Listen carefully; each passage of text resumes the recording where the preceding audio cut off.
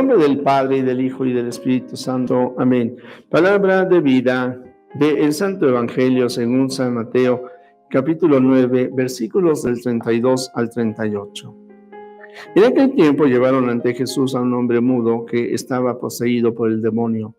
Jesús expulsó al demonio y el mudo habló. La multitud maravillada decía: nunca se había visto nada semejante en Israel. Pero los fariseos decían: expulsa a los demonios por autoridad del príncipe de los demonios. Jesús recorría todas las ciudades y los pueblos, enseñando en las sinagogas, predicando el evangelio del reino y curando toda enfermedad y dolencia. Al ver las multitudes, se compadecía de ellas, porque estaban extenuadas y desamparadas como ovejas sin pastor.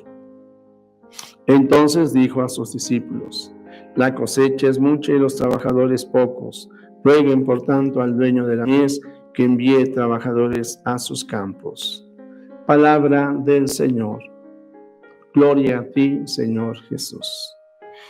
Queridos hermanos, pues qué importante es orar por las vocaciones al sacerdocio, por las vocaciones a la vida religiosa, y yo también diría orar por la vocación de los laicos, tu vocación. Porque donde hay un hombre o una mujer que se ha dejado tocar por el Señor Jesús, definitivamente encontramos o tendríamos que encontrar un misionero, un evangelizador, alguien que anuncia y hace presente el reino de Dios. Esta tarea, esta misión no es solamente de los sacerdotes, es de todo bautizado.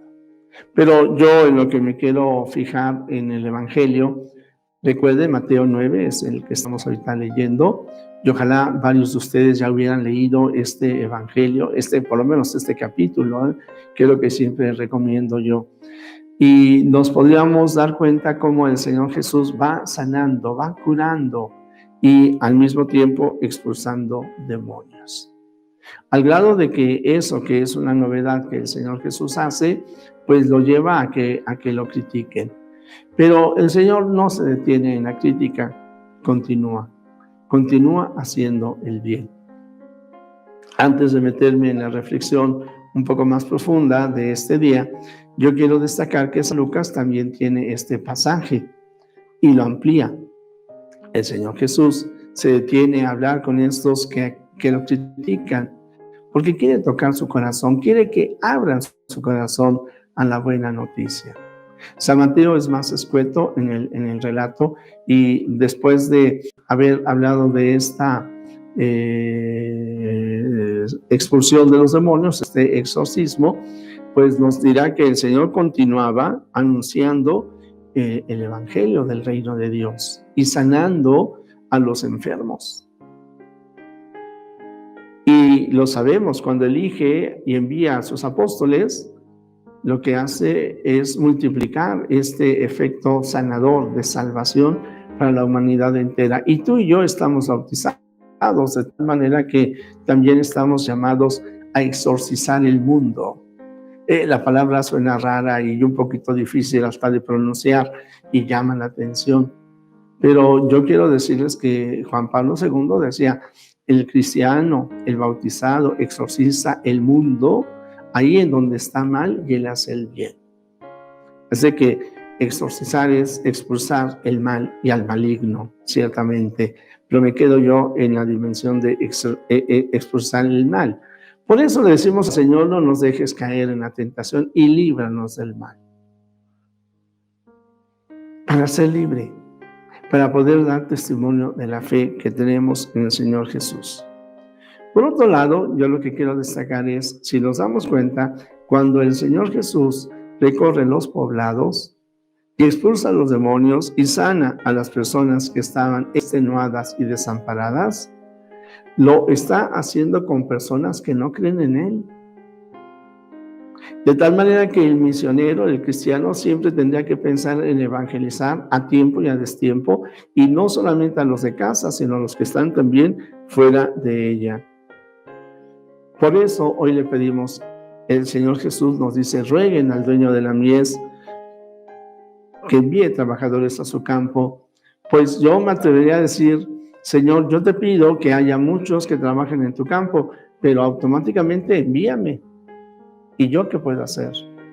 Imagínate cuando una ama de casa dice eso y comienza a evangelizar a su familia.